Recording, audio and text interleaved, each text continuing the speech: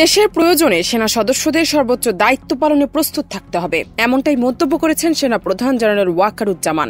দেশের প্রয়োজনে জীবন উৎসর্গে প্রস্তুত থাকার আহ্বান জানিয়েছেন তিনি। বৃহস্পতিবার রাজশাহী সেনানিবাসের প্যারেড গ্রাউন্ডে বাংলাদেশ ইনফ্যান্ট্রি রেজিমেন্টের কর্নেল অব দ্য রেজিমেন্টের অভিষেক অনুষ্ঠানে তিনি একথা বলেন। এই রেজিমেন্টের প্রতিটি সদস্য দেশের যে কোনো প্রয়োজনে স্বতঃস্ফূর্তভাবে দায়িত্ব পালন করবে এবং প্রয়োজনে নিজেদের জীবন উৎসর্গ করতে প্রস্তুত থাকবে। দেশ জুড়ে তোলপাড় ওয়ালটন ফ্রিজ কিনে আপনিও হয়ে যেতে পারেন মিলেনিয়ার।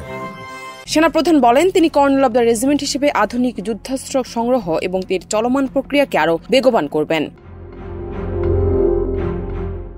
সেনাপ্রধান আরো বলেন, রেজিমেন্টের প্রত্যেকটি সদস্যকে পেশাদার ও প্রশিক্ষিত হিসেবে গড়ে তুলতে তিনি সর্বদা বদ্ধপরিকর। তিনি বলেন, বাংলাদেশ সেনাবাহিনী আধুনিকায়ন ও উন্নতি হয়েছে। আগামী দিনে সক্ষমতা আরও বৃদ্ধি পাবে। সেনাবাহিনীর সদস্যদের পেশাদার ও সুদক্ষ হিসেবে গড়ে তুলতে বদ্ধপরিকর।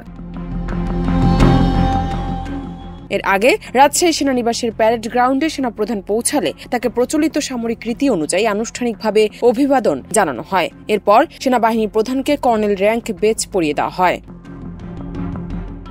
জান্নাত নিপু, দেশ রূপান্তর।